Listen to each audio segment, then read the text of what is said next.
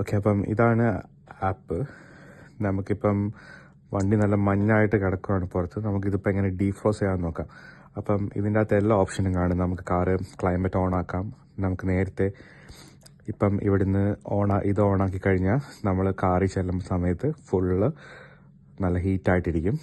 Defrost ചെയ്യാം. ഇപ്പം മഞ്ഞ് വീണ് കിടക്കുകയാണ്. നമുക്കിപ്പോൾ ഡീഫ്രോസ്റ്റ് ചെയ്യണമെന്നുണ്ടെങ്കിൽ ഡീഫ്രോസ്റ്റിൽ ഞെക്കാം.